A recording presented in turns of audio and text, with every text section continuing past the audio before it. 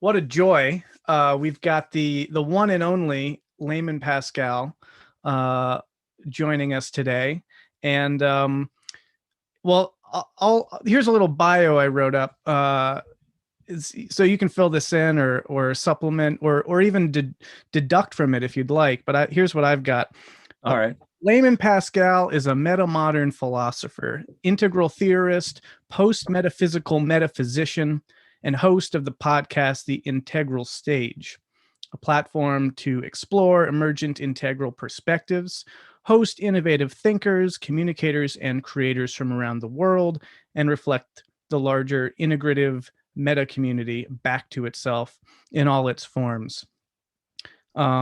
Anything to add? I could also throw in that you write, you're on Substack, your essence is floating in the ether. I don't know, any Nothing to add or take away. Your vision of me is exactly what I am. All right, not not one jot or tittle shall be subtracted. When Zizek gives talks, he very often talks about the sort of Lacanian definition of castration as like the difference between who you are and who people say you are. So he often like lets them say all these things about him and then thanks them for castrating him. Nice. So, You're welcome. Get too involved in the difference between me and what gets said about me. It's a dangerous territory. Well, you're a very unassuming fellow, which I actually appreciate very much about you. So you're not out there, all flashy and showy. You're just doing your thing, but it's good stuff.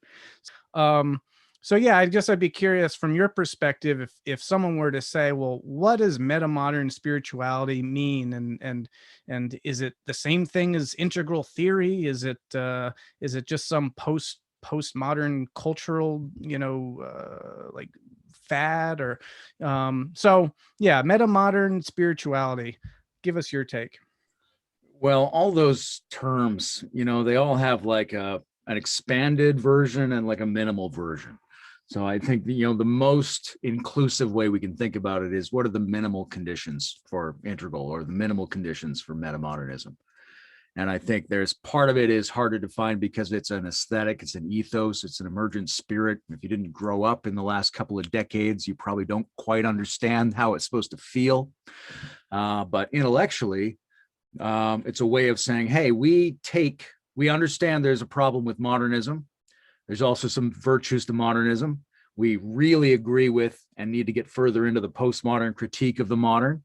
And we're aware that there's some things we left behind in traditional and indigenous societies, right? And both integral and metamodernism affirm these multi-paradigmatic approaches. Somehow going forward has to make sense of all those values, all those cognitive operating systems. So then you go, well, what does religion and spirituality look like in that context?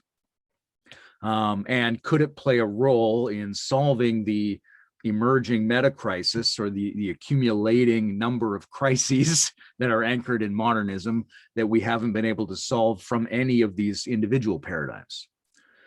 When I look at that, Bruce Alderman invited me to be in the Foundation for Integral Religion and Spirituality. And one of the first things I started looking at there is, how do you define religion outside of just one of these paradigms? Because the notion that religion is a large, self-confessed belief membership group affirming a particular cosmology and symbol set, that's the traditional, what we'd call an integral amber or blue model. And modernism is happy to say, well, yeah, that's what it is. That's clearly what they're doing. And we're not doing that now. We've moved on. But that's never exactly what it was, because there were all these earlier stages and there's all these later stages in which a phenomenon similar to that can occur. So you got to really unpack that and go, hey, look, everything in traditional society is about self-professed belief membership groups around symbol sets. That's not specific to religion. Religion has got to be defined in a functional way that could show up in any of these different world spaces. What does that look like? Right. And to me, it looks like the attempt to create an interpersonal and intergenre resonant surplus in a cultural field. And when that works, the culture is religionizing. It gets some excess numinous feeling. It starts to undergo an apotheosis. It experiences itself as divine in some sense, based on the art of its day and the science of its day and the mysticism of its day and the politics of its day, all of that all together. And for me, that's the analog to the individual process of spiritualizing our experience, which is creating a resonant numinous surplus out of our individual subjective subsystems. So that's my general take. I want to go to some language you've used. One of the things that really I don't want to say put you on my radar because I already knew about you, but when I was really like, I saw this Future Faces of Spirit presentation that you gave, and I was like, yes, there's so much there that I want to dig into, and seem to just encapsulate, epitomize so much of the kind of what I would think of as a very metamodern spiritual perspective. And so a lot of what I'll be dipping into here in some of these questions is some of the language that you used in that presentation. And which I encourage, I'll provide a link to it too for other people to go check out. So you say at one point, we could define religion as the degree to which we embody the sacred style, the sacramental mode in our lives, in our shared lives. It's not the purification of culture back to some fantasized past moment when things were sacred. It is to do again and endlessly that which makes the current world holy and whole and healthy. And I think that kind of speaks to some of that deeper idea. There's a strong current, I think, in a lot of things that you say that locates the essence of religion and spirituality within embodied existence, within the life force, within health. And so maybe say a little bit, if you could, about how you understand sacred naturalism and how that informs your understanding of religion as a category. And then we can kind of go a little bit from there. Sure. I think sacred naturalism has always been an element of religion, but I think it's especially important to privilege some of the sacred naturalistic elements of it going forward at this point in history. For me, that means, like I showed on that chart the other day, it's the naturalization of the sacred and the sacralization of the natural, right? And what does that mean? Well, on the one hand, it means we've got to take science and the study of the natural cosmos a lot more seriously and not experience that as some kind of disenchanting alternative to the sacred. It's the root of the sacred. And for me, I reference a lot of this stuff back to Nietzsche in terms of, you know, Zarathustra's call to return to the body and return to the earth, to have an embodied, ecologically focused post-metaphysical spiritualism, which to me is also shamanism. I sometimes think about planetary shamanism, which is, you know, if the global village is the village now, then who are the shamans in that village? And isn't shamanism a kind of very immediate, very creative, improvisational, ecological, embodied way to go about thinking about spirituality? And if we don't really bring the body in and the ecology in, then our spirituality runs the risk of drawing away from those things, as it often has in history. And when it draws away from the body, it loses the element of health. And when it draws away from ecology, it allows the biosphere to be at risk. And so right now, particularly, we can't afford to not anchor our religiosity in health and in functional ecology. Now, that said, there's a whole bunch of other things to that, because I think of naturalness as a kind of production, just as I think of spiritualization or sacralization as a kind of production. And I think one of the things that metamodern spirituality has to do is take from modernism the idea that whatever the truth is has to be very science friendly. And what it takes from pluralism, or one of the things it takes from pluralism, is that it has to be constructivist in some degree. That different cultures are making this stuff up differently. And so the cultural construction of a science-friendly, pro-naturalist, pro-embodied form of spiritual religiosity, that seems to be the thing that meets the challenges of the multiple paradigms and also of the emerging meta crisis, and aligns with the ancient indigenous way of human beings operating in the world.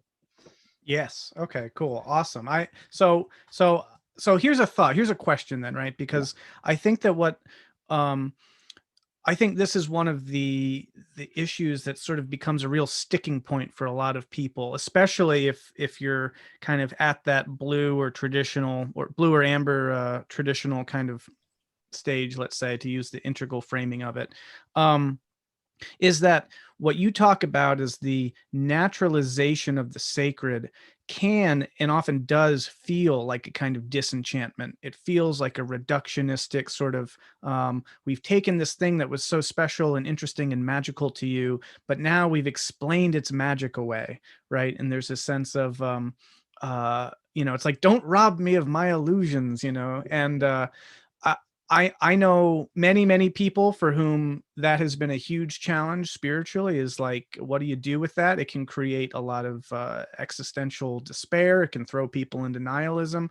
Um, so I guess if you could speak a little bit to that movement, for how do you think we can make that process, or speak about it in a healthy way that's supportive, that that it does the sort of salutary work that you're talking about, rather than leading people sort of into despair and feeling like they're losing something. Yeah, well, the first thing I would say in general is that if my hypothesis is that if the different castes and genres and types of society are mixing together better, then you do get the production of a new sacredness that is appropriate to whatever we currently know about the world. So I'm going to put that aside, but that's the framing.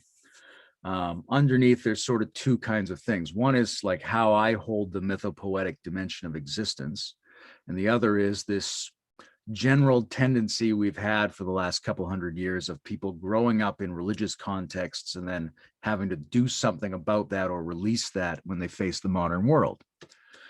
And I think that stress and that pressure and that loss is exaggerated. Some of it's natural, right? Every time you go through a growth phase, when you start to become an adolescent, right, you're gonna lose a lot of the things of childhood, and you don't know how to get them back yet in a new form. So every phase transition is going to involve loss and a struggle and a creative challenge of putting a new self together. That's just a given. But I think the way we've talked about traditional spirituality and also the way we teach modern knowledge really thwarts this process and keeps it from happening in a very natural way, right? I think if you grow up in a traditional situation where the tradition is sort of forced a little bit too hard, then there's an unnatural element to that. If you're given religion before you're ready, to me, that's no different than being sexualized before you're ready, where even if you enjoyed it, it's going to traumatize you somewhere in the system and leave a wobble in there, right? So like kids, nobody has trauma when they let go of their belief in Santa Claus, and it doesn't sacrifice their sense of meaning or their ability to relate to the folk or any of those things. But when they go, oh my God, I think maybe Jesus isn't real, right? That's tough for them because they got that thing in a way that was a little bit too pressurized. So if we had healthier, more relaxed people teaching their religious mythological traditions in a healthier, more relaxed way, it wouldn't be as abrupt a transition. Now, the other part of it is there's a lot of things wrong in the modern context, right? First of all, they're not really, in my view, educating people to be modern citizens. They're sort of bullshit educating you and presenting it as if it's a rival belief system. Second of all, the modern economic and industrial context sabotages the life world of traditional people, leaving the traditional mythological person in a really unsettled, distressed form where they can't live their best version of themselves. So if those problems were addressed, you'd have a much more graceful pipeline for people to move at their own natural pace through these different phases. Now, when you get to, let's say, a modern rational phase, does that have to be disenchanting? I don't think it does. I don't think Einstein found it disenchanting. Right? I personally didn't, and I think that's because of the way I went through my earlier phases. And the point where I'm at now is I think that the mythological dimension can really interpenetrate our everyday world. I call it mythocolloquialism in a beautiful, natural way. And that our sense of a huge divide between ourselves and the other people who are mythic, that's really problematic. And whether that's the Christians judging the pagans, or whether it's the awakening modern scientific person judging the tradition they came out of. It's not necessary to export the mythic resonance onto the other and then go, well, we're stuck over here with the truth and they're over there with the mythic beliefs. Because if we really understand the mythic beliefs more deeply, we'll find that they pertain to the very things we're doing all the time. And it would allow us to, say, appreciate them more deeply and also enact that mythic resonance ourselves. And my classic example is with the failure of translation with a lot of the ancient terms. Whereas we would say, we speak very readily of nature and poetry and love and sex and war and death. That's what they were doing in ancient Greece or in ancient Norway, right? But we don't translate those words. We keep those words in the ancient language and say, well, they believed in cartoon gods. They had a god of war. I'm like, well, that's weird, because it was just their word for war. We have a word for war, and we sort of pejoratively treat them as children, and also experience our concept of war as something that's deprived of mythic emotional significance.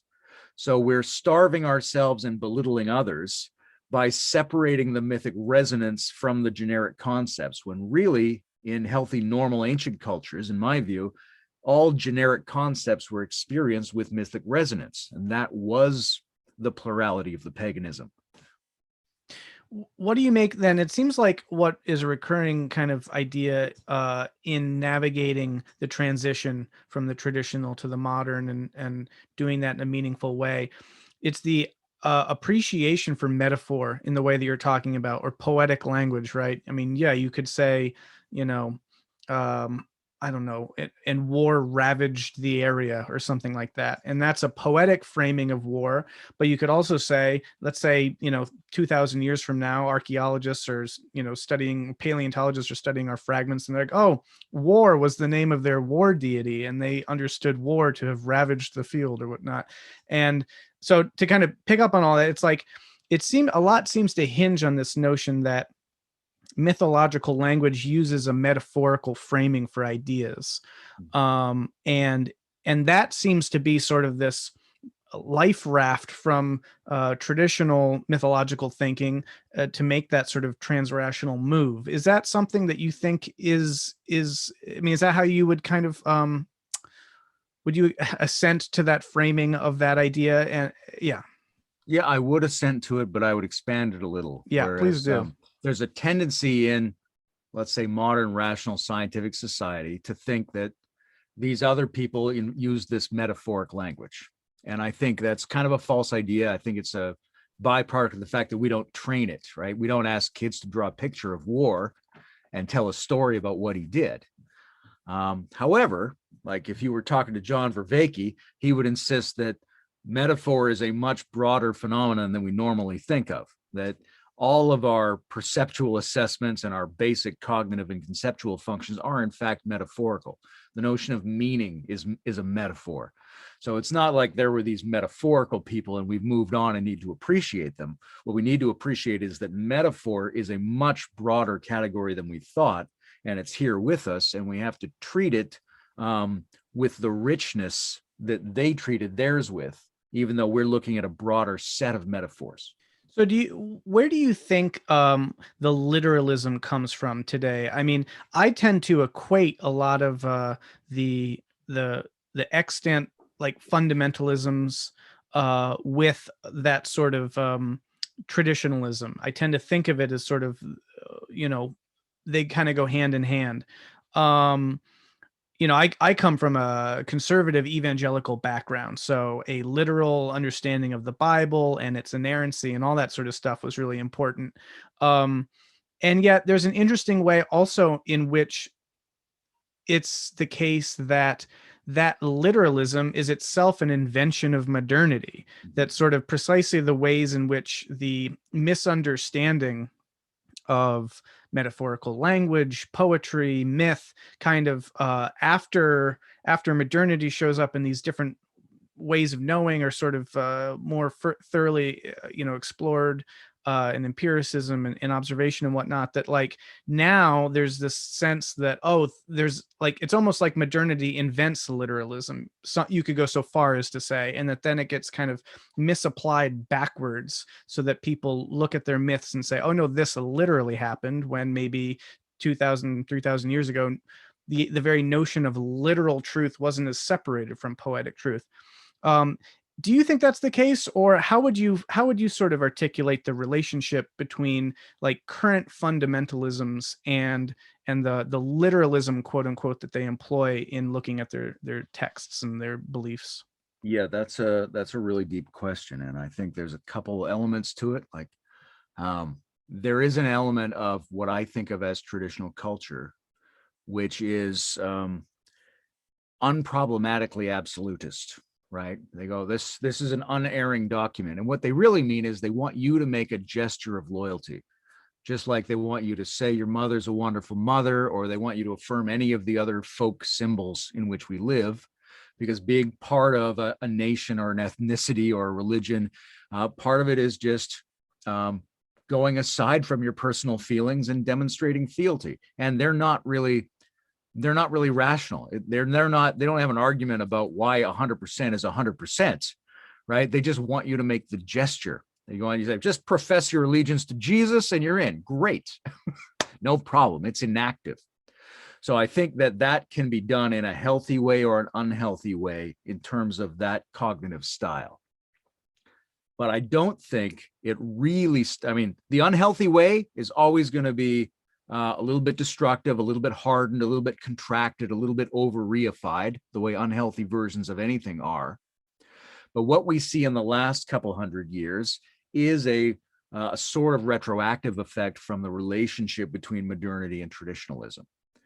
And I think where we see it most is where the traditionalist views themselves through the putative modern lens that they see as dominating the society.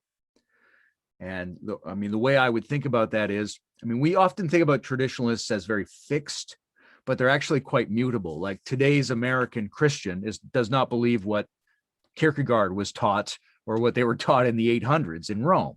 It's very fluid, but it takes a little longer. Takes a couple generations. If I'm saying what grandpa was saying, then this is what we've always believed in this community.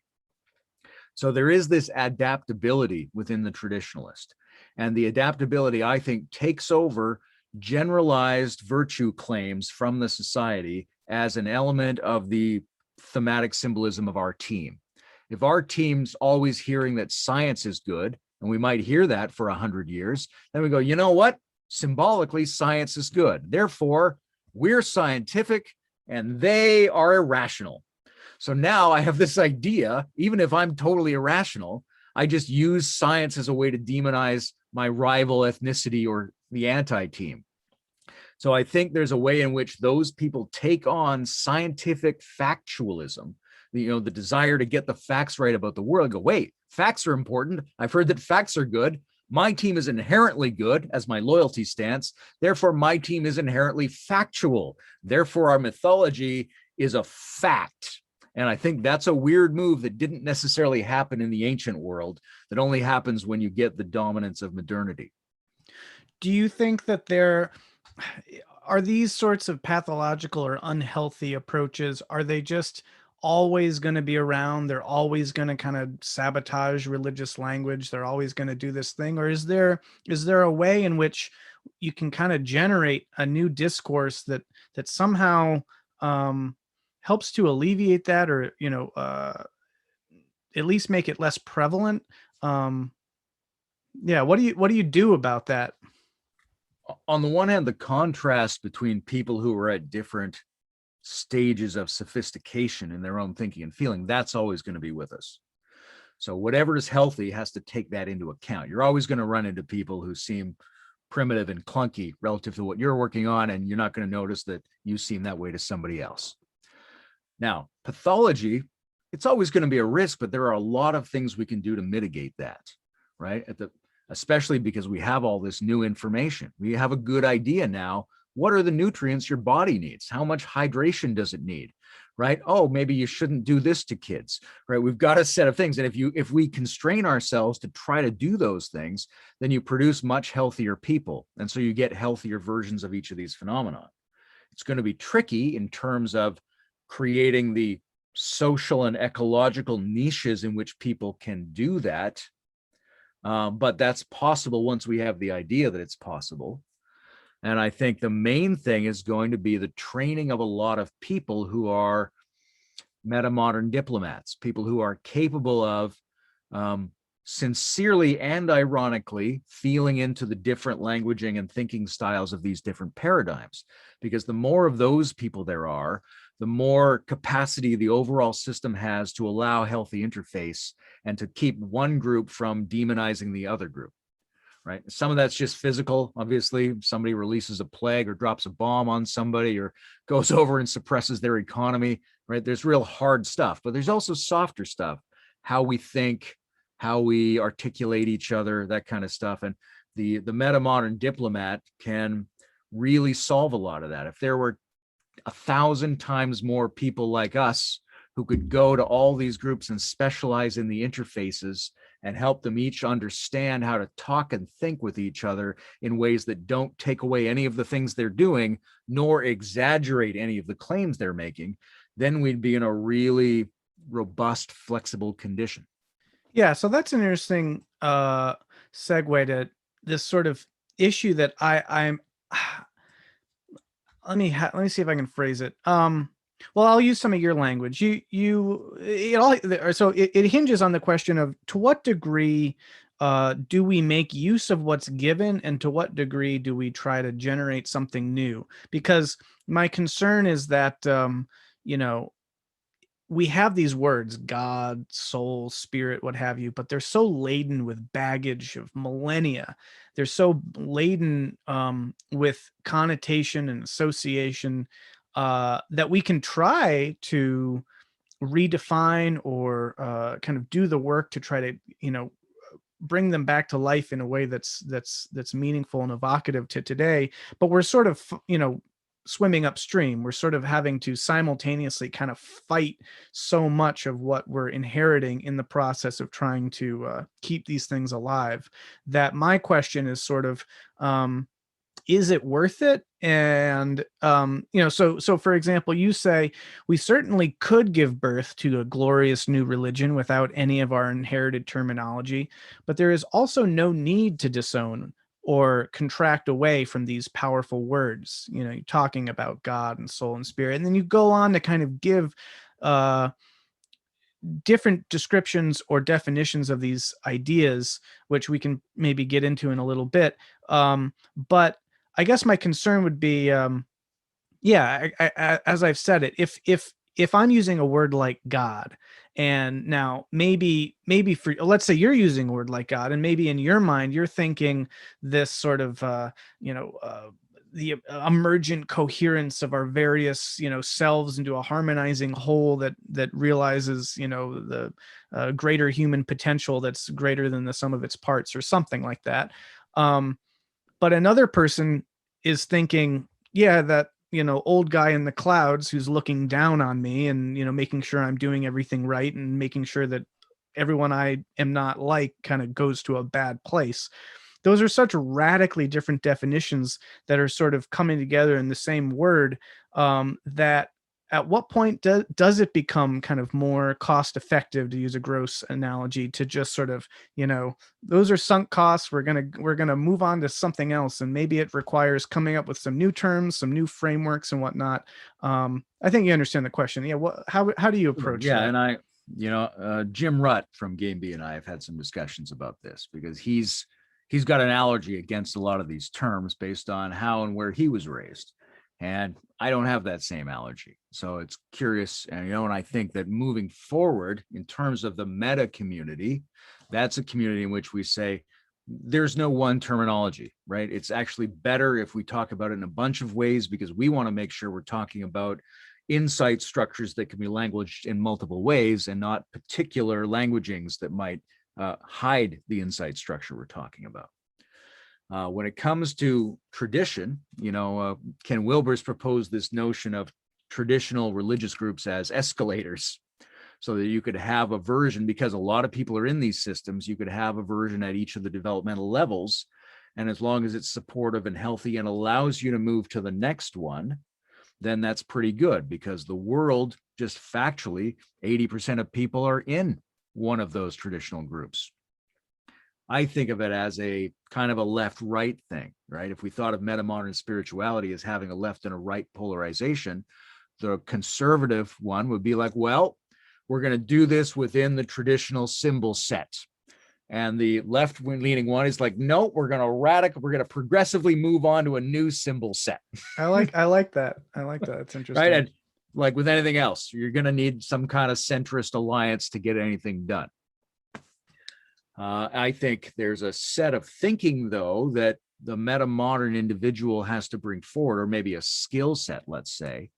And that skill set is to not emotionally presume you know what anyone else's words signify, and also to understand that any symbol conceals a cluster of meanings, and that you have to figure out what meaning is hidden by the word they're using. And then if you get a chance, try to make them a little bit aware of the fact that there are multiple meanings hidden by that word, and what they mean is not the word they're using. So that's a skill we can work on and promulgate. Do you have any practical advice for trying to engage in those sorts of conversations? I think of, my own kind of journey along these lines, which again, as I said, kind of coming from that background, as I said earlier, and then starting to kind of, bring into awareness all these modern critiques of that traditional context, and then sort of having my mind blown by that. And it's sort of like, wait a second, things aren't the way that I thought they were. And then like trying to tell people, no, it's different. And you can certainly create a lot of alienation, and you can antagonize people in a destructive and not constructive way. But at the same time, it does seem possible that you could constructively engage folks by saying, and I don't know, this is the question, is what language do you use? How do you interact with folks by trying to kind of dig a little bit deeper into what's hidden there, what's being hidden, and mutually kind of do something constructive? Well, the first thing I'll say is that the most basic thing is not the linguistic element. It's like, if you have kids, you probably understand that they're going to say a lot of stuff that is factually nonsensical as far as you're concerned. But you've got to support their growth by presuming that they're growing, taking them seriously, and comporting yourself in a happy, supportive, and context toward them, right? That you embrace them, you're on the same page, and you're going to listen to them, and you're going to say, well, here's how you could take that one step further if you're willing to do that. Maybe here's a challenge for you or something like that. So I think that's the general frame. But there are some languaging strategies that I've used successfully in various contexts. I don't think they're the full range, right? This would be a great project, let's try to document the languaging styles or the interaction styles that are useful in this context. I've found, I guess I would say descriptive, generic, and quotes, something like that. Quotes is, I talk to somebody using whatever language they're using, but I put quotes around the charged words, and then we can just keep having the discussion, as long as I don't gesturally make them feel bad with the way I'm being. Another one is generic. So here's a story. I'm at I think it might be a Thanksgiving or something. I'm at my aunt's place. My cousin's there. My cousin comes over to me and says, the midwife who was at my birth is here. She wants to talk about Satan a lot. I can't talk to her. Would you talk to her? So I go over in the yard. It's just this party. Everybody's there, and it's just this one old lady sitting by herself, right? And so I sit down to talk to her, and as we talk, I say the Lord, and I say it, I mean an archetypal function. I mean something that equally applies to Kali and Shiva and Buddha and Christ. I'm speaking Jungian language. But she can hear that word, which is a generic word, and she thinks it means Jesus of Nazareth. So then I'm listening to her, and she can tell me things that actually might inform me about the archetypal structure of what that function is that I'm calling the Lord. So as long as I can keep my generic framing and link it to her specific framing, we can exchange information. She doesn't have to know that I'm holding this other framing. I just have to be able to relate to her from it. So for me, that's useful. I like that. And then Sorry, I guess a third thing, I've got one more example, which is I remember a situation where some Mormon guys approached me on the sidewalk one day and asked if I had a few minutes to talk about God. And I said, absolutely, but I'm very suspicious of language. So if you could just describe to me what you're saying without using the word God, I would be happy to talk to you. Right. And we had a fantastic conversation, because God is one of those words where two people could mean logically opposite things by the same word. So you don't know what they're talking about yet. So if you can't decide, do I believe in God? I don't know. I don't even know what that question means yet. Please describe what you're talking about rather than giving me the linguistic label of what you think is obvious. So if we can get descriptive with each other, which is a little bit more scientific functional, then we can have really good conversations, even if we disagree with these things. Right. Yeah. Okay. That's awesome. I really like that. And I think I'm always looking for practical things, right? Because, there's so much that can kind of theoretically be explored, but then it's like, the rubber's got to meet the road, and how do you do that? It's interesting because so much of the, I think, challenges that I personally experience around these issues are in conversations where a certain terminology, a certain framework, a certain symbol set has become so absolute that I think it doesn't allow for that kind of more general descriptive, generic formulations, right? I feel like in certain contexts, if I were to try to attempt that, I might get something like, so there was a son of God who came to the earth and he needed to save you, right? And then it's like, okay, well, I think I know what tradition you're talking about, but it's like there's a particular framing that for people it's all about, all of their kind of emotional investment is in that framing. And that to me poses a challenge, because I I it, I feel like then it's sort of it constrains maybe some element of the conversation. And I don't know whether it's, talking to your aunt's friend's midwife or whoever about Satan or what have you. um you know how do you negotiate? I mean, I mean, maybe here's a way of asking the question: are there some instances in which a translation process just isn't possible, or is it, or should one always kind of aim for and look for the ways in which whoever your interlocutor is, wherever they're coming from, there's some way in which a conversation can be constructive and pursued? Because one of the hardest things about this sort of multi-perspectival pluralism is that um, sometimes things do seem in a way mutually exclusive. And that's something that I continue to kind of bump my head against, right? um, and I don't know, what are your thoughts on where it seems sometimes there's just this isn't going to make progress, or this isn't going to be constructive? It's both those things, right? Like I think any good priest is going to come at it from the attitude that there's always some way. But in reality, sometimes you're never going to find that way. And that's okay. You don't have to be able to equally well reach everyone all the time.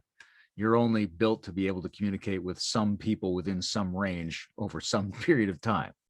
So we need to know our limitations, and we need to not necessarily feel too bad that we can't get everybody. That's why we set up a pluralistic system where there's different ways to do it, right? There's different types of people, and they may have to hear it in different ways. Somebody's version of God is there's no God. That's right. So fine. Or somebody's version is it's only Krishna. Okay. There's maybe context in which that conversation can be moved forward, and that might not be this context. So we need to know our limits, but we also have to have a general orienting attitude, which says, in principle, I'm willing to bring anyone in and see how far that goes. And that's true in a lot of discussions in these sorts of communities. Like I wouldn't say gregarious. I'm very inclusive. I think of it as kind of very imperialistic. Like I always think Julius Caesar meets someone, he always thinks, what can this person do for me? Like in his mind, everybody's on his team. It's just a matter of figuring out where. Right. So if I deal with someone and everyone else is like, yeah, that guy's not in the integral community, he's not really metamodern. I'm like, I don't know. He and I get along pretty well. I just like, maybe we need an irrational attack dog for certain things.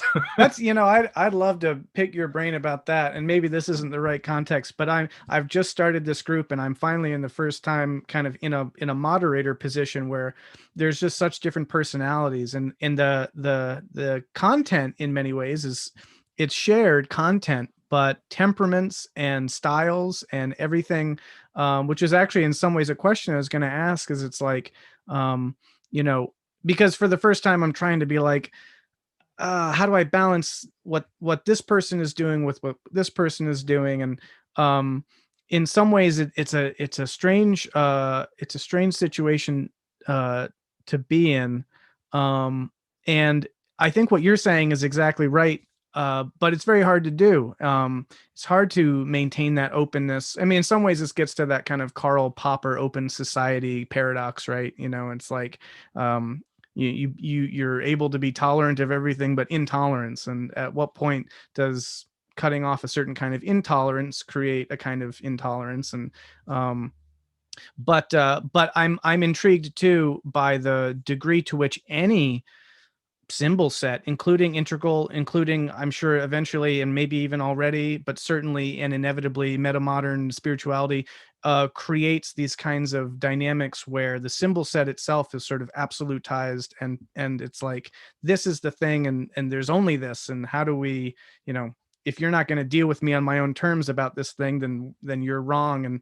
And it creates a lot of challenges which seem to be endemic to all spiritual communities, all communities, certainly throughout time.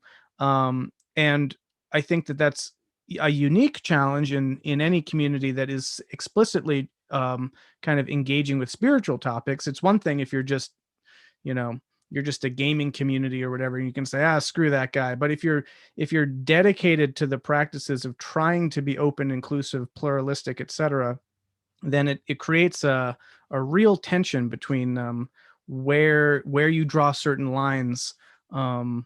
And maybe that's just me rhapsodizing. I don't know if you have anything to add to that, or any insight, or again, practical suggestions that could be helpful. Well, I would say, I mean, we have to strike a balance between practicing the skills, and a lot of that's our inner practice, right? If you sit down, you read a Facebook post and you fly off the handle, that means your personal work on being a tolerant, open human being, it probably needs a little furtherance. Indeed. At the same time, we often, when we're trying to be open, we can't figure out how to include exclusivity, right? And there's a lot of places, like the internet is not a place where if you ban somebody from your group, it's a big deal. There's 10 million other groups for them to be in. They have not been shut down. It's okay to say, hey, that's not how we want to interact in this particular group. You'll be fine. You just don't get to be in this discussion. And there's a philosophical justification for that at some point, which is at the intimate heart of non-duality, which I call it the separator is the connector, right? There's no boundary that isn't also utterly a linkage to the point that both sides are melted into each other in a sublime way. So we can really have an emotional, spiritual trust in the fact that boundaries are okay. Yeah. But I would also like to throw in something that it's always been an issue around, say, individual complexity, right? That communities like Metamodernism and Integral, they have a higher than normal percentage of people who will be able to deploy the skill set that keeps them from being absolutistic. We're going to get some of the normal social human phenomenon, but we're going to get more people than the average group would who can keep themselves out of that problem. And there've always been people like that. The meeting of the Sufis and the Gnostics is a little bit different than the meeting of a fundamentalist Christian and a fundamentalist Muslim. So yeah, you brought up some metaphysical adjacency language, and I do want to talk about that for sure. So we'll get to that soon. But one question I have is, you also brought up the meta crisis, and you brought up the the kind of existential precariousness of our current moment. And I think that that does seem to be an element that is common amongst different framings of metamodernism, metamodernity. That there is this sort of urgency of the present moment, and I think it sounds like the way that you talk about it that we're on similar pages in the sense of seeing a relationship, a very direct relationship between sort of the meaning crisis and the meta crisis. And for example, you say in your Future Faces of Spirit presentation, these are serious issues too. It's not just about transcendental aesthetics and higher developmental subtleties. It's about survival and about having a life worth living. The religious project is whatever connects and strengthens people so that their whole organism knows it should look after itself. There's an epidemic out there of loneliness, cultural despair, stagnation, and bad habits. People aren't sure if it's worth it. They aren't sure if we're worth it. They aren't sure if we can actually improve and reorganize the world toward health, meaning, and empowerment. And then you say the art of consecration has been lost. We aren't producing enough extra meaningfulness to invest in ourselves and each other and into the world we inhabit, which I think is beautiful and right on the money. And on this topic, you also say a spirituality of the kind that you're talking about is the only thing that can adequately mobilize us to meet the urgent and massive multiple crises in the world and in our society and within our souls, bodies, and brains.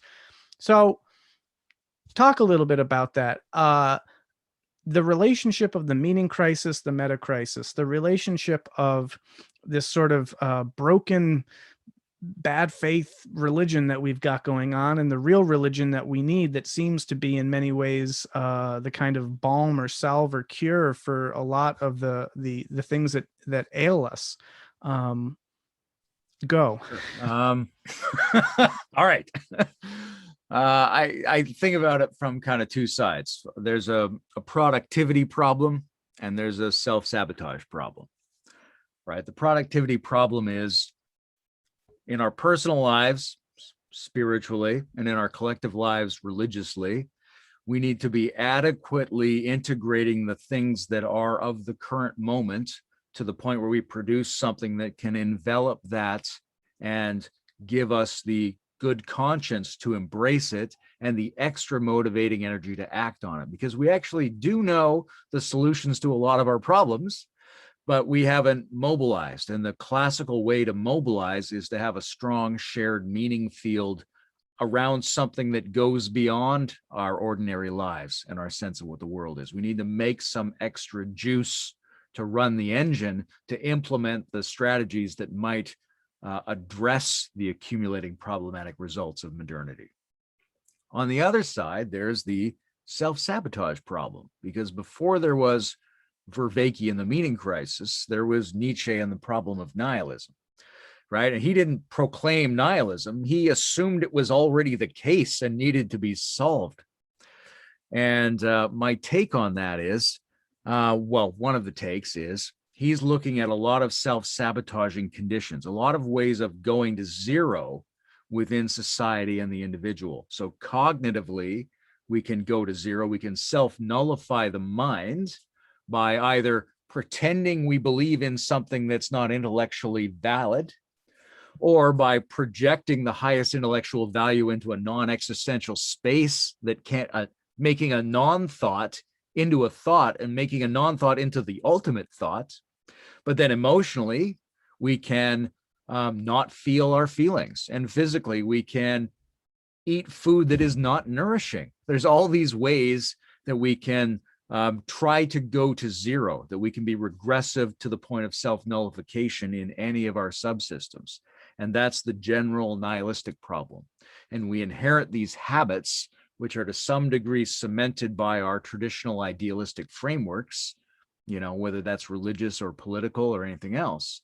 These idealistic frameworks entrench self-nullification habits. And then whatever we're trying to do, we're actually undermining. We've got 5%, 10%, 15% suicide motivation in whatever we're doing. So if we get out there and we try to save the oceans, which we need to do because that's a really urgent problem, if we're doing it in a way that's self-sabotaging and we secretly want to destroy ourselves or our culture or something like that, then we're not going to pull it off. So there has to be this return to health, right? This come back to Jesus thing in terms of the alignment of all of our individual subsystems with actual positive, healthy, overflowing value that can be embodied. And then also that has to be done in a way that adequately produces the fuel of excess meaning, right? And if we're in a meaning crisis, that means the thing we do that makes meaning, we haven't been doing very much of that thing. And we look back at other times in history and go, oh my gosh, they were doing a bunch of it back then. Boy, oh boy, St. Paul organized some communities and they were really pulling it off for a while, right? And the goal is not to say and believe what those people believed. It's to do that same thing, to produce more than we need so that we can mobilize to transform, which is what the meta crisis requires of us. Mm-hmm. So, gosh, yes. So one, I mean,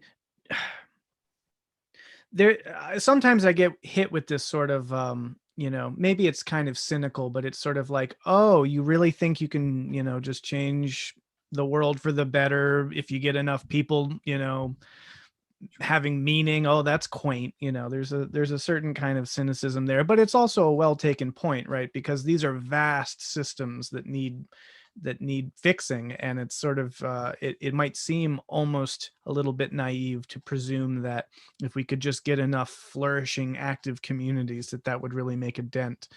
And again, here's where these pragmatic concerns come back, because it's like I guess the question would be, do you think if we got enough healthy, active, meaningful communities that would be enough, quote unquote, that it would certainly be positive. I don't think anyone would doubt that, but in terms of meeting the challenges, these vast systemic existential challenges that we face, I suppose I'm asking you this as much as I'm asking myself, but is it enough? I don't know. The question and yeah, and riff and go wherever. I mean, you're right. The answer is we don't know. Right. So whatever our framing is has to make it okay in a way, whether we know or we don't know, because this is the right thing to do. And it's the right thing to do, whether it works out or not. And that's, yes, it's an interesting novelty relative to this historical moment where we're looking at all these accumulating mass scale problems that could change everything. On the other hand, it's also the normal human condition, which is everybody's going down at some point. And what you do today has to be meaningful if you have a tomorrow and if you don't have a tomorrow. Right. So that's where your individual spirituality really comes to the fore, is you're either living and practicing internally in a way where you're giving yourself this feeling of, yeah, this is all right, this is worth it. And if you've got that, then you try to make changes, and maybe that works and maybe that doesn't. If you don't have that, then even if you successfully made those changes, your life's a failure.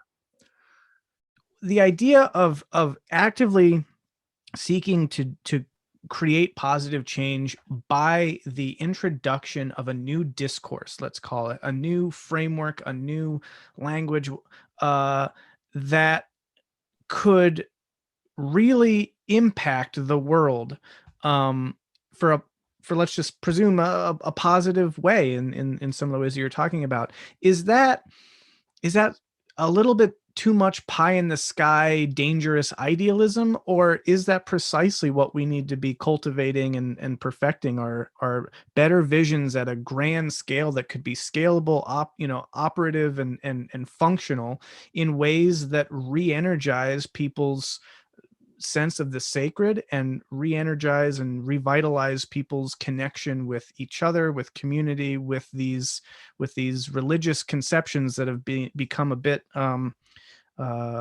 well, they've lost a certain amount of their luster. I mean, do you think a project like that is worthwhile, or do you think it could be, I don't know, maybe too short-sighted, too caught up in ego, too narrow in not appreciating how these things have been attempted before and either inevitably fail or lead to some catastrophic end result? What do you make of that? Well, there's a question about how it gets done, right? Obviously, it could be done in a shitty way, or it could be done in the best possible way. And if it was done in the best possible way, how worthwhile would it be to do that thing? And a lot of that comes down to who we are, because we can't necessarily operate outside of our own instincts about where we have energy to work on things. And if we are successful in relating to a numinous quality through whatever epistemological lens we view that thing, then it's going to move us to something that we can participate in. Maybe that'll turn out to be the right thing or the wrong thing objectively, but all we can do is work on our thing, right? So for some people, that's going to be more heavily a vision and a narrative to output. I think that's not a bad thing to do. I think if you do it in a healthy, smart way, then it's definitely not counterproductive. Whether it works, we don't know. I don't think it's as basic as trying to promulgate the skills out of which people produce narratives and visions, but that may be just a specialization. People are going to work on different things. Yeah, I think there's no guarantee that having the right story, the right vision is going to make a difference in people, especially if it takes time to evolve individual depth and complexity. The most important thing to do is to make people healthy and give them the prompts they need to develop complexity and depth within themselves so that they might be able to act on those things. And that's why I often find some of these critiques, whether it's of Integral or other similar communities, of saying, oh, well, you're just talking. I don't think that that's necessarily fair. If you're creating a discourse that allows other people to do self-development, and a lot of that is through processing and through, simply finding a map that works for you can be incredibly illuminating and can help you along your, personal and spiritual growth. I think that those things can be incredibly valuable too. So I would even just posit, in the context of these sorts of conversations, that I feel like having a healthy discourse, even if it's not like, well, what did you do with it? Did you go build a system? Did you go do this and that? It's like, well, no, so much of what is called for in this particular moment is for everyone to try to be better, try to rise to the challenge of the moment. And so just for whatever it's worth, I feel like, I don't know, those critiques are, yeah, those are challenging critiques, and in some way it's always a bullshit critique, right? Which is that the great philosophers and sages and the people we look back on as having lived really well, they were always doing something that the people around them thought, that's not good for anything. Why are you working on that nonsense? Right. And now we go, oh, I see. They were working on the best thing possible. So there's that. But there's also a lot of valid critique, which is we have to constantly remind these communities that they need to be focused on life and embodiment and ecology and real projects, because an idea is not just good enough. You have to make things and do things. That's very valid, very valid. We always have to remind ourselves. However, a lot of those critiques are garbage too, which is, it's like you pick up a book and you're like, I read this book, but it's just a book, man. I went to an intellectual discussion space online and there was nothing but intellectual discussion there. How can that get anything done? I'm like, you went to an intellectual discussion space. What did you think you were going to find? Rocks and trees? So you have to understand the context. It's no use critiquing the context for being the context. And a lot of people today, in information overwhelm in the world, have this very hasty feeling that if what they see right now doesn't solve all of their problems, then somehow it's completely bankrupt. And we've got to relax out of that and take a slightly longer view. Even though there's real urgency, we can't just judge everything against every possible problem and then move on. We've got to go, some people are going to be working on abstract arcane discussion that I don't understand. And it's okay that I don't immediately understand it. It's not their problem that I don't immediately understand what they're saying. Well, and I like the way you phrase this too, because you talk about a sacred style. And so, again, on the topic of sort of these pragmatics, so you say, and again, this is from your Future Faces of Spirit, presentation, monologue, sermon, what have you. You say, this all depends on you, speaking to the audience. It depends on you to live more sacredly and to participate in the sacralization of your existing civilization. And that means, among other things, that you must take the risk of good faith toward the meaning of spirit. You are responsible for conceiving of the religion that you can feel good about. And if there is something I've left out or something you've not heard, then I urge you to add it in your version. Don't be passive. Don't let other people define religion while you sit back like a movie critic and decide whether or not you will click the like button. Be proactive. And so speak a little bit to this embodying the sacred style, because I feel like a lot of this it's precisely these issues of like we have this capacity or proclivity to look back and we say, oh, people used to be sacred, they used to be doing all these things, but now, well, that it doesn't work. And it seems to just kind of take enough people just being like, no, I'm going to embody the sacred style, fads, trends, expectations be damned. What is the sacred style and what does that look like? And how can we do more of it? Yeah, the decision to just go for it, I think, is part of the metamodern ethos, right? The new naivete, so to speak. And what you were talking about there, it's got two aspects. So one of the aspects is the art and the science, the technique of sacralization. And the other side is being active or passive relative to concepts, terminology, things like that. Right. So religion is a good example of a problem we have, which is we're too much like a TV audience with all of our terms. We go, well, I've heard people using the word religion and I don't like those people. So therefore, I don't believe in religion. I'm atheistic. Right. And I want to say to them, why, if you think they're idiots, why did you let them define the word? Why did you accept their definition? Why didn't you say, oh, because I think you're idiots, therefore that's not the definition of religion. I will define it in a way that is up to my standard.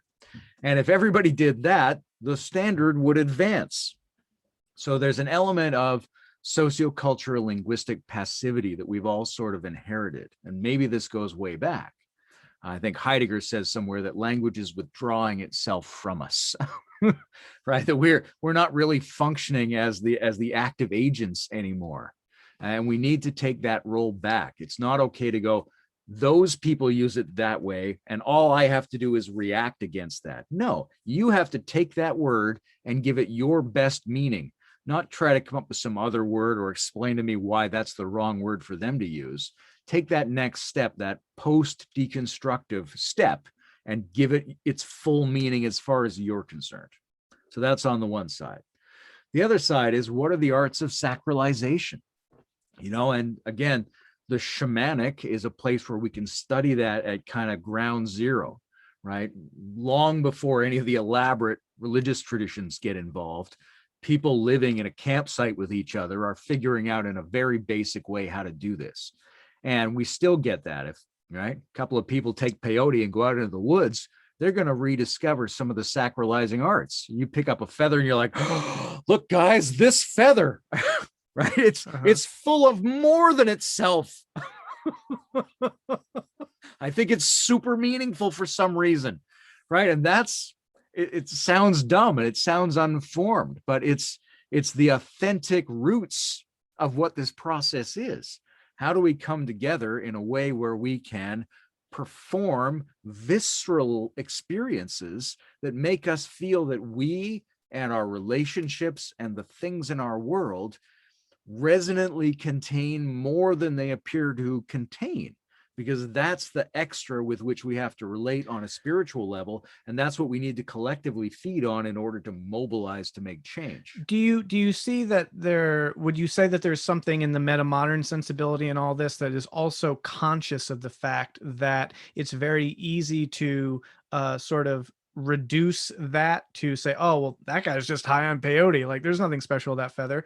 But then say, well, but it's the experience in that moment that, there's something valuable there. It's sort of like, for me, I think something that resonates with me a lot about sort of the metamodern take on all these things is being aware of and understanding and really accepting the modern and the postmodern critique of these things that would have the potential to just sort of stop them in their tracks, but instead keep going with it. It's sort of like, it's not saying, because you can always say, yeah, but it's just this, or someone could say, I had this incredible experience, or I had this, I dropped some acid the other day and I saw this. And then there's always this roll of the eyes like, yeah, well, you were high on acid, so of course you saw some weird shit. But like, I think there's something in the metamodern kind of take on these things. It's like, yeah, okay. And that was the context, but that doesn't mean that it somehow is negated just because you can, in some ways, either find an explanatory model for it, or because you can root it in some chemical or physical basis or what have you,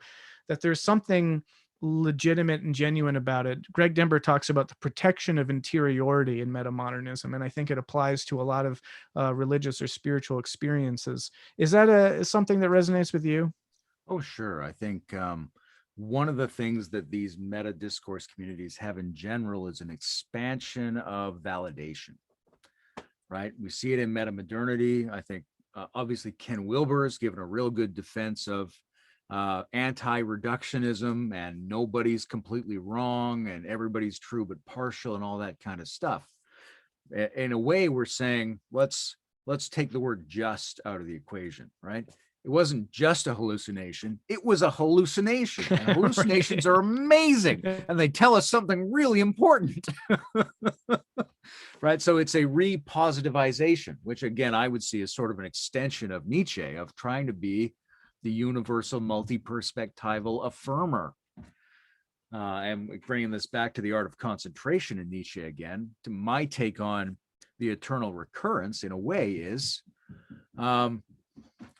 to will the eternity, right? To will the maximal validation of whatever we're going through in order to maximally coordinate all the forces of ourselves in that moment so that we are more harmonized and more available to take action in the next moment, to say of every it was that I willed it thus, right? And when you see the shaman, lift up that feather, he's lifting it like he stands outside of time. This feather is being lifted in all dimensions for all of eternity, right? And that's part of that tempo, that approach. That's part of the art of sacralization, because we need to say not only of every it was that I willed it thus, but of everything that anybody values, that it is valuable. Right? They're not wrong that it's valuable. They might not have the full context about what it means, but it's still valid. The point, the zero ground is that everything is valid. That's where we start. So we move forward into abundance, not into lack. It's interesting because so many postmodern conversations tend to be prefaced by innumerable caveats. You might say something like, I recognize that what I'm about to say comes from the perspective of a middle-class white cisgendered man, et cetera, et cetera. And you kind of own your perspective as much as possible. And then you say what you're going to say. Even saying from my point of view, and prefacing that way is different than just saying your point of view. And so there's an interesting way in which, the more aware of perspectives you become, the more you kind of need to preface things so that people realize kind of where you're coming from, and the fact that you are aware of where you're coming from. And I wonder, again, on the level of pragmatics and art and techne, is there a certain way that we could build this into certain ritual practices so that when you hold up that feather, it's not, I think, in an absolute way, in a naive way, that this feather is being held up right now for all time, et cetera. But is there some way almost that we could say, I understand that what I'm doing right now is a willed enactment and embodiment of the sacred style, and I choose to do, I wonder if this is a language we could somehow build into our vocabulary around these things, so that, people can get on it the makes same it page. complicated as a It language. does. It But certainly as a does. thought system, I think it's really useful, right? Like what we don't want to be absolutely converted to our own feather religion in that moment, right? We want to be saying Right. something to ourselves, oh, I'm temporarily in this situation optimizing this phenomenon, Right. which is great. And we should be thinking that way. And we should have that context to the best of our naturally developed linguistic and social contextual capacity to talk to other people from those other contexts, right? And there's one of the beautiful things about pluralism is we realize a lot of things that seem normal to us actually were skewed in some way. And we've got to address that. We've got to take that pluralism seriously. Now, there is a way in which that goes too far, right? When somebody goes, well, in my opinion, I'm like, of course it's your opinion. Right. Why are you Right. saying in my opinion? I know. That's I know. weird. So is that person then embracing a complex, pluralist, multi-contextual reality, which is good? Or are they pulling back from their opinion out of some kind of concern? So those two things have to be addressed in slightly different ways. And I think there's no reason why the world in quotes has to be considered to be less than the world in assertion, right? And that's kind of where one of the places that gets me into the metaphysics of adjacency, which is like God is not less than God, right? It's actually more. We should consider those quotes to be amplifiers, right? That we're making progress by doing this in a contextualized fashion. That contextuality is part of the ritual amplification of the act. Do you keep the quotes then, or are you saying that once you realize that, you realize you don't need the quotes? You could do it either way, right? You keep the quotes when you want to explain a point about the quotes, but that's no different than like, here's my holy book, and I'm going to put it on a pedestal on a beautiful piece of red silk and leave it open at this page I like. I've contextualized it. I didn't just like, hey, here's a book. I gave it this space, and quotes give it a little bit of space, as do brackets. Yeah. Right. So when people say, in my opinion, as a early 21st century cisgendered white male English speaker, right? Now that's all, in a way, that was always already there. It was just hidden in brackets before normal statements. So as your consciousness expands, you realize that the things were always there in brackets, and you want to say those things in brackets. And that's great for general discussion. You don't always need to say it in the process of the sacralizing ritual. Right. But I think we need to feel good about that and not feel like that detracts from our fullness and our vitality and our spontaneous authenticity. Yeah, no, I agree. It makes me think of, well, one, I'll just say, yes, I completely agree. And it starts to become obviously ridiculous the more and more you need to own your context, because then half of what you say winds up being caveats and preface before you can finally even just be like, but I didn't like that movie. It's like, oh, okay, well, thanks for completely contextualizing your existence so that we could tell you can tell us that. So I completely understand and agree with that. But two, I also wonder, I mean, there's a way in which, like, when you went into a medieval cathedral, you were entering a space. It was framed. You went through these successive layers of liminality that brought you closer and closer to a particular way of being, right? And it was like this journey into a new ontology almost.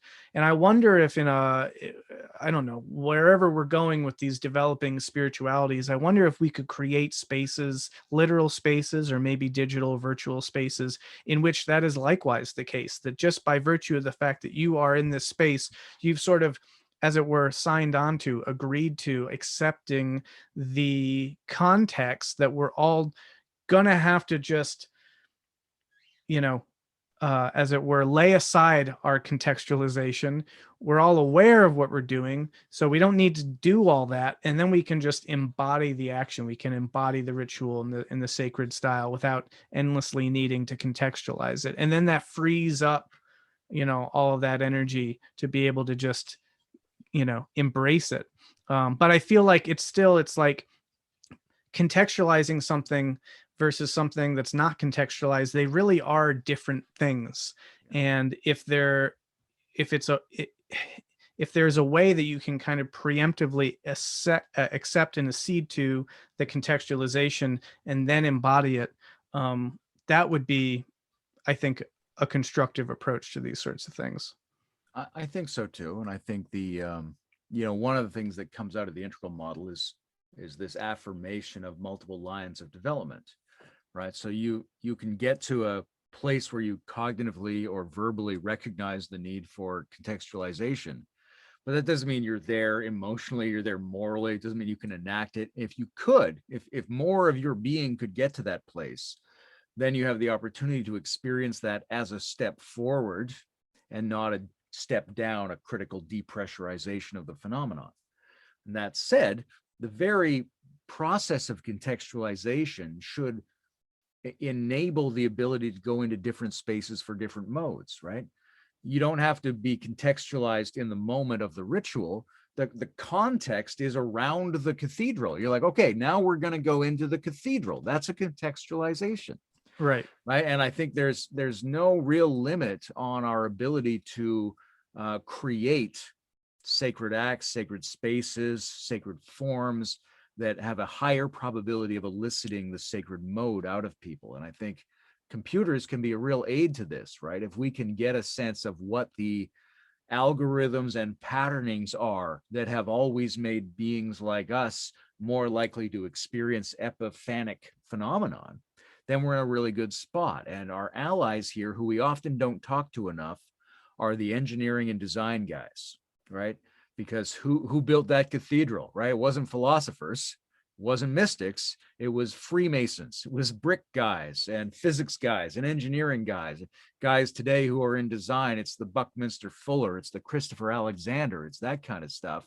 How do we set up spaces where operating in that space, no matter how we've contextualized it, allows us to enact a mode shift that brings multiple dimensions of ourselves together into some kind of excess that makes existence worthwhile. Yeah, definitely. I think also the relation of sincere irony plays a role in this too, in the ways that you're enabled to live in and enact certain states, while the irony kind of is in some ways what creates the context for you to be able to do that. But yeah, no, I'd like to hear too about how any or all of these things relate to this broader kind of kind of framework, theoretical model of the metaphysics of adjacency, which you're developing or have developed or are working on. And I think that, it's interesting because so much of this is so embodied. It's so tactile, tangible in some ways, and at the same time then you throw something into the mix that's highly metaphysical, and it becomes immediately incredibly abstract, and you're like, I'm not sure if I fully understand how non-dual this and that. So see if you could kind of tie those together with what we've been talking about. And okay. Well, I was engaged with some people who had an integral post-metaphysical spirituality orientation, trying to figure out what that means beyond just the fact that we can do productive spiritual practices without necessarily believing in them. And I sort of asked myself, what is the presumed metaphysics implied by the post-metaphysical frame? So I was looking at all those things, and I started to realize the basic thing here is that contexts are in conjunction, right? There's a next to. There isn't just an assertion that everything is in this universal 100% category. There's an awareness that everything's next to something else. There's always some other perspective, whether that's some marginalized perspective I have to fold in, or something I'm rejecting, or that I've got some architecture that holds them all together next to each other, or I realize that somehow next to is the same as, in a way, right? The separator is the connector, that non-duality is not the assertion of a monistic oneness. It's the assertion that the separation is itself non-separation. Right? It undoes the fundamental ontological distinctions without canceling them. That it's not oneness, it's not two-ness, right? So there's this built-in structure there where the two things are continually kept in very close proximity to each other. So I was working on that, and I thought, oh, this is a metaphysical frame based on adjacency or proximity or something like that. Which means that if I took this seriously, the most fundamental syntactical layer of reality is approximation. It's almostness. And I would say to myself, 99 is the new 100%, right? And that doesn't mean it's less potent than 100%. It means that what our ancestors called equal, what our ancestors called 100%, it was always 99.999.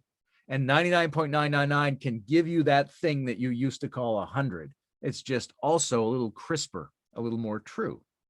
And that's not just about math and infinitesimals and the attempt to conceptually language adjacency and proximity. It's very visceral, right? I spent a lot of time in some Buddhist groups doing a lot of chi training and things like that, right? There's something that doesn't happen here and it doesn't happen here. It happens here when they get close to, which is the same as how fields operate in physics, right? The electromagnetic field is hypothetically filling the whole universe, but that magnet doesn't move that paperclip until it's close enough, right? We had this old idea that maybe life emerged on the beaches in the adjacency between land and sea, where there's these phenomenon. And in the tantric idea, we might say of lovers that they want to merge, but they don't want to merge, right? They don't want their pancreases located in the same physical space. What they mean is they want to get closer to the point where a new function is evoked. And functions emerge at proximity zones. And that we can say of everything that exists in creation, that it may have been created at a proximity zone, that the world is actually constructed of almosts, of approaches, of next tos and proximities and approximations. And there's a lot of problems that go away when you take this framework. And it has, on the one hand, a mystical non-dual side. On the other hand, it reads out non-duality as a functional aspect of the manifest universe, which it should be. It also gives you a way of thinking of mysticism, integralism, and pluralism as all subsets of the same general kind of thinking. So, that's my overview. Okay, very cool. And it's interesting because the way that it makes the most intuitive sense to me is immediately at the mystical level. So I'll just say that first, because there's always been this element to which, you talk about the unio mystica and the idea of divine union and whatnot, and the experience of the one. And there's always this tension in a lot of conversations, I don't know, that maybe just I've been a part of, or maybe it is actually something that kind of comes more and more as modernity progresses, because we have a greater sense of our individual selves and we don't want to abandon that as much. But like the notion, the desire to not necessarily become God, but to kind of somehow experience the immediate presence of God, and yet also the immediate presence of all these other individuals that we've known. And so Dante, for example, in his vision of the celestial rose and the Empyrean, it's this vast stadium seating of, all these different souls and saints that are all there in their own unique individual element, but they're also all somehow kind of highly adjacent to the one ultimate, deity figure. And so there's something about that, I think, that is a little bit more attractive to folks than maybe more that kind of like Atman dissolving into the ocean of Brahman model, where, and so that, in that sense, it seems like, I like that. It makes a lot of intuitive sense. Where it doesn't make as much sense to me is like if I were to think about other areas where one might apply metaphysics. So let's think about like the numbers 1 and 2. 1 is not 2. It is by its oneness not 2, and 2 is not 1. And so if we're going to maintain the element of those distinct concepts, we need to have them separated. And if they start to become more and more the same thing, then they're sort of losing what inherently they are. There's also maybe a way in which this doesn't apply in the same way to mathematical concepts. I don't know, but you could apply the similar kind of thinking to other sorts of things, that like there's a way in which definition is the act of separation. And so by keeping things separate is sort of is what makes them what they are, which of course has also always inherently been an issue with mysticism and plurality versus unity. But I'm sort of losing the thread here, but maybe you could at least address the idea. Sure. Well, what I'm going to say is the separator is the connector. right? And that has mathematical and mystical significance, right? Mystically speaking, and I think the Sufis do this really well, and in some ways Adi Da, who Ken Wilber was really into, does this really well in terms of devotional non-dualism. I surrender to the other because the other is not different than me. And this is an extension of that fact. I'm not in a relationship to another separate other. My relationship to another separate other is the form of the relationship to that which we are always already together in, right? Whereas if I just say, I'm just here by myself as the always already non-separateness, I haven't done separateness as well as I could. I can really do non-separateness by understanding it as the radiant illumination of apparent separateness, right? So it's where I find the apparently separate that I found non-separateness. Now that's an abstract, high-level conceptual version of non-dualism, but if you can embody the feeling of what that's like, then that's really profound. That opens some huge doorways spiritually. Now, in terms of logic, I don't think it's problematic, right? We don't need to say, in order to separate one from two, or just in order to say that one equals one, we don't have to say that absolutistically, right? We can say something that one is almost entirely not two, right? There might be a little area where it's vague, right? When you say it, one equals one, you got a computation. You go, well, on this side, and I go over to this side. All right. They look the same. Can I be sure they are exactly the same? That there's absolutely no difference, that nothing occurred in the transition that made a difference? I can't be 100% sure of that. Maybe there is a little something, that a one before it equals one might be a little different than the one that it equals. I don't know for sure. Right. And this is an area where postmodern critique comes into play. We want to take that really seriously and go, you're right. It's not necessarily the case that just because it looks the same on the algebraic chalkboard that it is 100% equal. But nonetheless, here's where it gets metamodern. Nothing is more equal to one than that other one. That is the maximum equalness you could get. And it might not be 100. It may be that you could never say for sure it's 100%. But that's as close as you can get. That's 99.9999%, right? So that we can say of all of the separative functions in logic that they never worked because they were 100% explicitly separately defined, because they are connected. They're part of the same network. They have an element of blending. They were disconnected enough to operate. And they operate at these conjunction thresholds. They operate through that equals sign, which is not 100%. It's a mostly. This is mostly this. It's mostly this enough for this system to function, right? So we can reaffirm all of the traditional things about knowledge without thereby being absolutistic totalitarians about our ontology. So it's a metaphysics that almost privileges difference rather than unity. Though at the same time, I say that, and it's probably a slightly an overstatement of the case. I just think of traditional metaphysics does very much work on this, the idea of, A equals A, A is not A, and that sort of a thing, the principle of identity and whatnot. And, but you're building into the mechanics of all this sort of this appreciation that there is always a slight difference almost, and which works a lot better with like Heraclitean notions of becoming and things like that, I suppose, which is, I think, well, which again, also, I mean, Nietzsche was a big fan of Heraclitus, and it seems to go a lot better in some ways with our understanding of how the world works, rather than this Parmenidean kind of Platonic absolute beingness. So, am I getting elements of that? Yeah, I think that's fair. I think Heraclitus and Nietzsche and, Derrida and, Zizek's notions of parallax, if you read the parallax view, right? There's a lot of ways where what we think of as leading edge critical and self-critical pluralistic thinking links to the great ancestral thinkers of dynamic transcendentalism.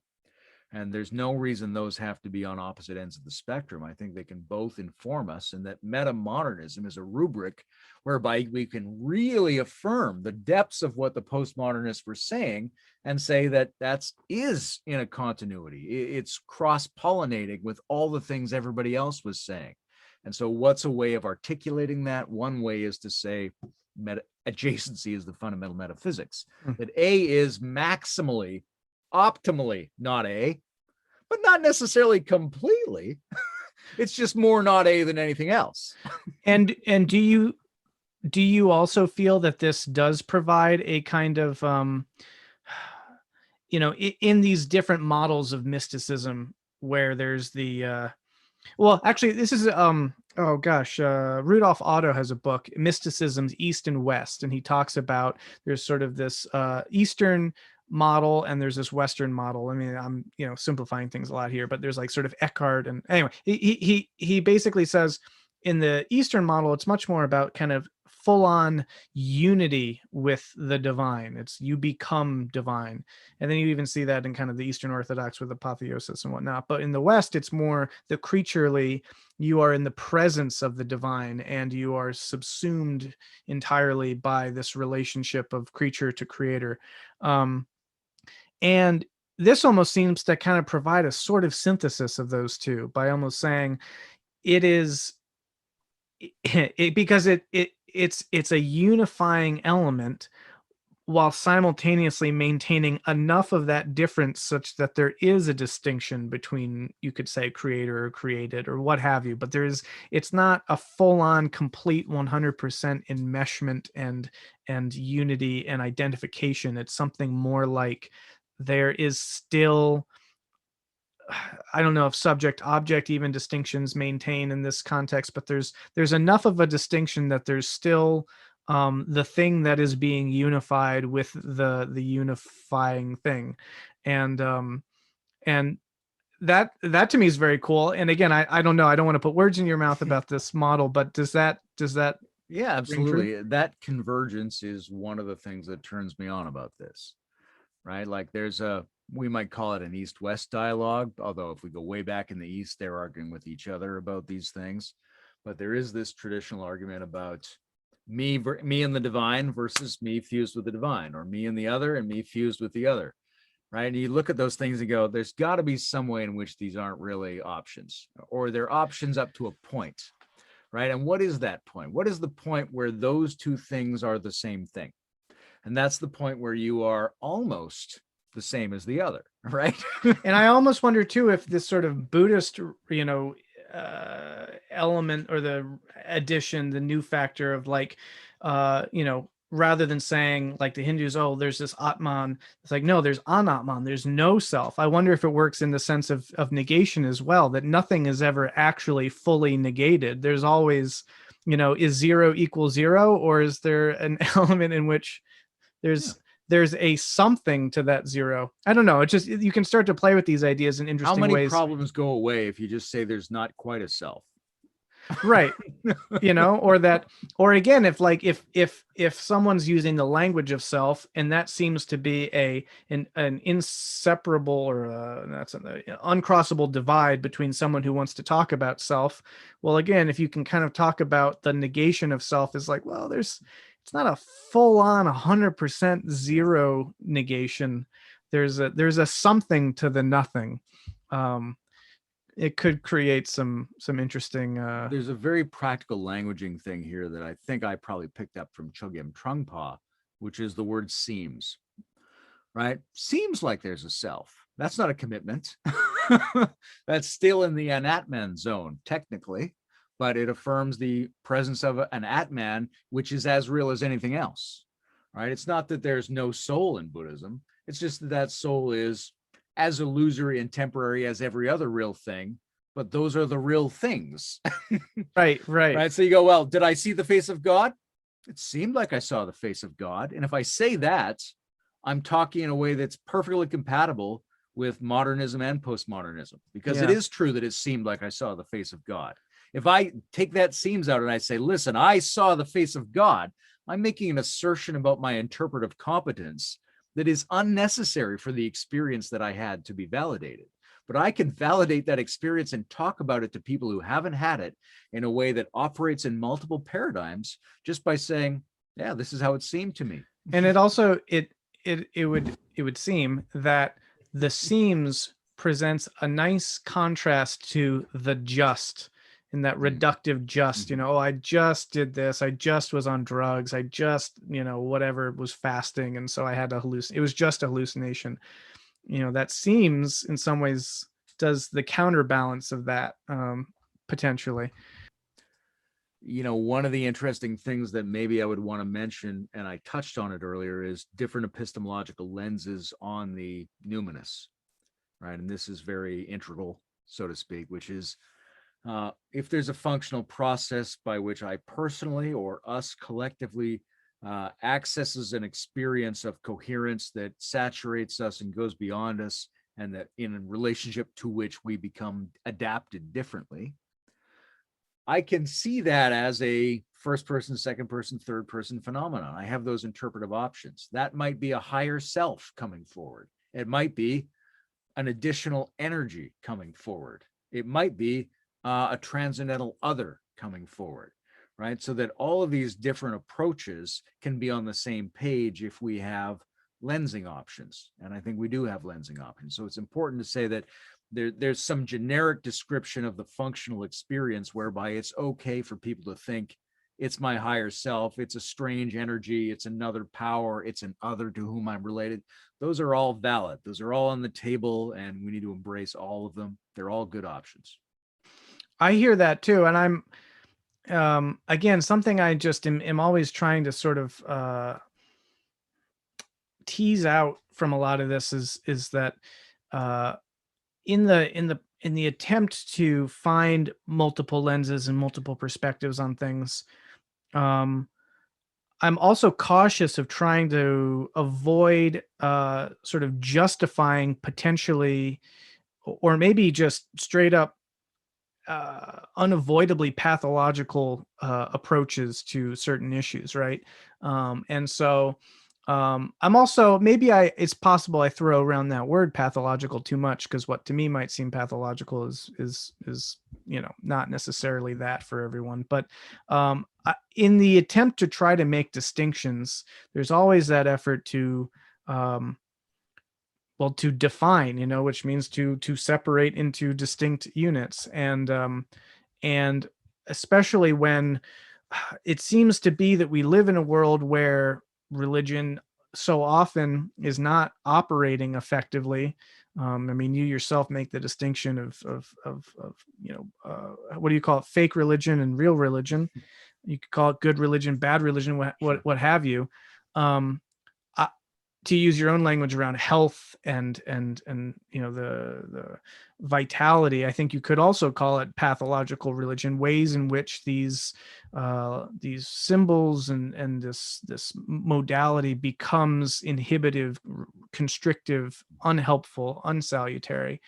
I'm always just trying to figure out, how can we parse those things and make valid distinctions between the two, and yet, not avoid or there's sort of two things you can do, right? You can say, no, it's not that, it's this, or you can say, yes, it's that, but only partially, right? So there's that transcend and include element, but there are ways in which we also have to say, no, it's not that too.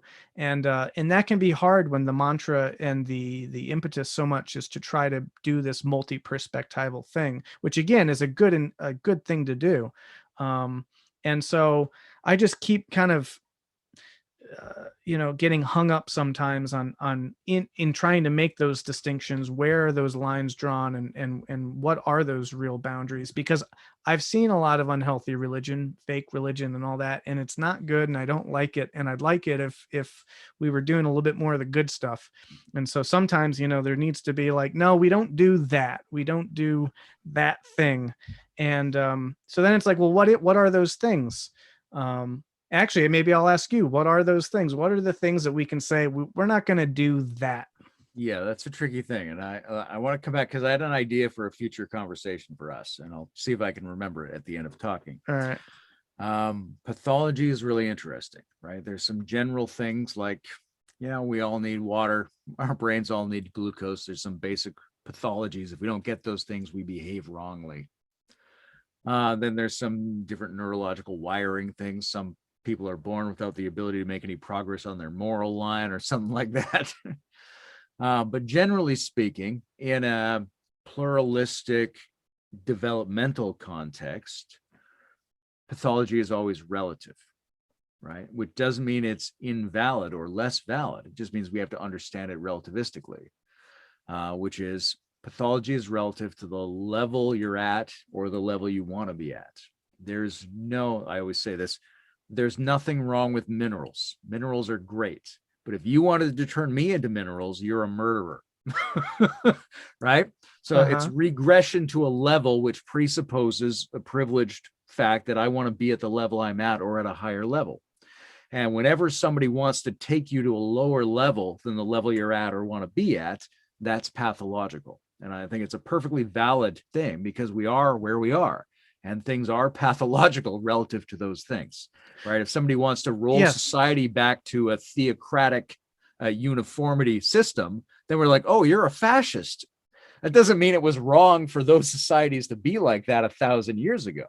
It means that's not where we want to be at. When modern Germany rolls back to medieval theocratic society, we're like, oh, Nazis, this is a problem. Right. Right. It wasn't a problem in the 1500s. It's a problem in the 20th century. Right. So all the pathology registers are relative, but once we accept that, then we can treat that seriously as, oh, this is regressive and therefore it's pathological. But it's relative not just to the individual, but also to the culture, to the cultural stage too. So that's what's hard, is that sometimes maybe something might be, this is really helpful for this person individually, but if you try to scale this up to society, we already did that, and we're going back there would be pathological.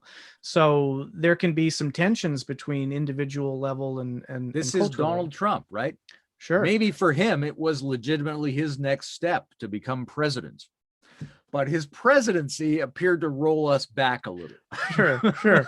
Yeah, definitely. I mean, or like for someone, it might, here's a great example, because I think this is very real, is that some people say, come to let's just say a kind of conservative fundamentalist Christianity, a kind of certain forms of evangelicalism, and that to them feels like, wow, I was an alcoholic, I was abusive, I was this terrible human being, and then I found this thing, and now I care about morality, and I care about this, all these other things, and I've become a better person. And you're like, hey, that's great. And then, but then if you're like, well, so so what do you believe in, and what should the world be like? And they're like, yeah, well, Jesus is going to come back any day now, and we all need to repent because, like the world's going to end, you're like, okay, well, maybe that's not what society needs. So, so I find that to be, let's just say that there's that component to this tension between different ways that pathologies can operate individually, collectively, etc. That's one thing. And then another thing is, let's see if I've lost my train of thought here. So there's another way of talking about this multi-perspectival thing that comes up in a lot of metamodern conversations. And I've talked to Jeremy Johnson and Lena Anderson, and they both kind of talk about this way that we can sort of toggle between things. And these seem to be different models that I'm trying to get my head around, because we can either say that all stages, let's say, are present in the moment and present in ourselves, and we can kind of, toggle in and out, and let's say it's Sunday or Saturday comes and I want to light some candles and go back to the Iron Age, and I can do that, and then I'll jump back and do an orange or or yellow, what have you. So that seems to be one idea, but then there's this other idea, and it seems a little bit more linear. It seems a little bit more like what you're saying, which is that at any given stage, whether it's individually or collectively, that there's, a level of complexity that's been reached that, you don't want to regress from, because if you jump back or jump down, you're losing something. And so I'm not really sure how to make those both work. I'm not sure what these could be. Different models of metamodernism. They could be different meta models, different integrative models, what have you. but they seem to be doing different things. Is what I'm trying to do, like, to use your example, you're redefining in some ways, or at least correcting the definitions of words like God and soul and whatnot. Now that seems to be taking something that one generally finds in like a blue space and upgrading it into like a yellow space, let's say. So you're taking these words and you're bringing them into a new code, a new stage. So that's model one. The other model is, no, it's Sunday, so let me jump back to blue mode and I'll go to church and I'll worship and I'll believe in, Jesus as my savior and the way that I'm going to go to heaven and this and that. But come Monday, I can jump back into my orange phase and I'll go to work in the office and all that. And those are two different things to me. And I it seems like different people are saying different things. And I'm curious how you would either synthesize them or choose one over the other or what have you. Yeah, I would say that one of them is more pragmatic, which is that in terms of our actual practice and talking to each other in a casual way, yeah, we're going to switch between modes. But if we take a more hardcore philosophical view, that's not necessarily what's happening, right? Because we're like, a minute from now, I could remember yesterday, right? So the past could be built into the future. There's these kind of loop structures whereby Wilbur had sort of arguments like this with Stanislav Grof and some of these people who were trying to challenge him on his progressive model because they were doing therapeutic regressions.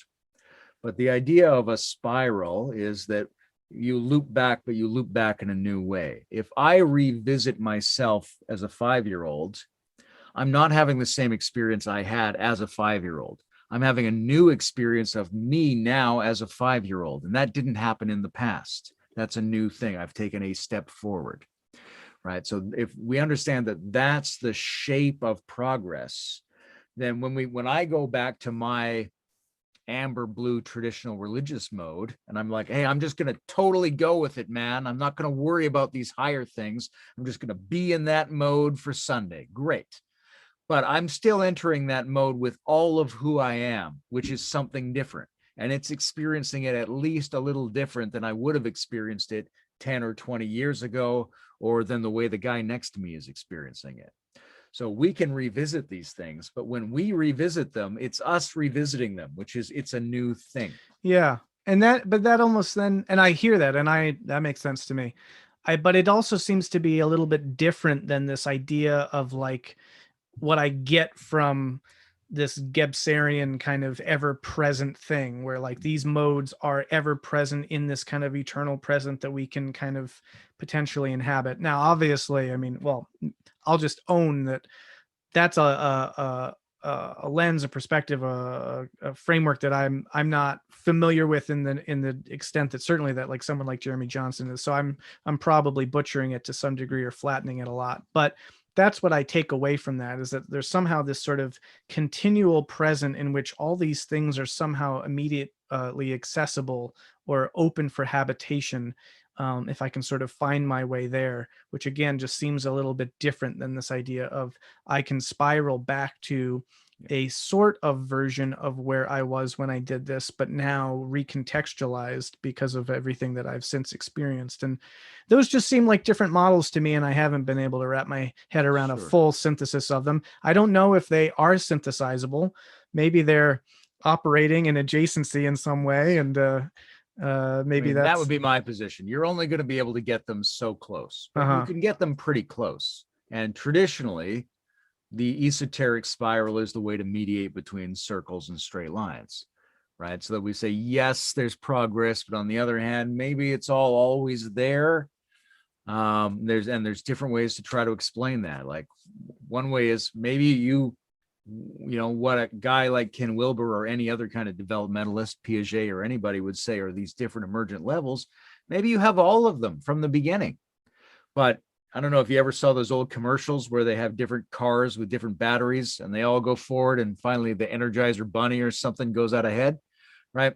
So they can all start together, but it might turn out that one of them goes further. right? And if you check at stage 4, you check at stage 8, you're like, oh, this one dominates, and then this one dominates.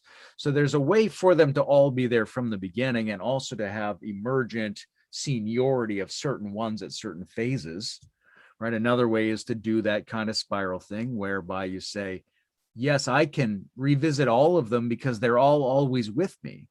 But in actual fact, I'm only at one of those positions at any given time. And that makes a linear track, but it's not a linear track that undoes the reality of the fact that they're all co-present. So then I need a spiral or something like that to try to synthesize that. And yeah, my position is that synthesis will never be perfect. It doesn't have to be perfect. Nothing is perfect, but it can get real close. Layman Pascal, thank you so much. I can't wait to speak more about myriad fascinating topics that are adjacent, as you will, to all these things, adjacent and maybe even transcending into whole new realms. But thank you so much. Is there a particular place where you kind of direct people to explore your work? Is it your Substack? Is it you just don't even care, or is there? I don't even care. I want people to have to dig around and find fragments of me in different places. Right. Let's avoid the virtual castration as much as possible. Yeah. Yeah. Or just contact me directly. Yeah. There you go. What a novel idea. Cool, man. All right, great. Well, let's speak more soon, and Godspeed. Appreciate it. Fantastic. It's always there's a real sweetness here with you for me, and I love the intelligence and the level of depth and sincerity you're bringing to this, Brendan. Thanks, man. I appreciate thanks for all your efforts. Cool. All right, we'll be in touch. Take care, my friend.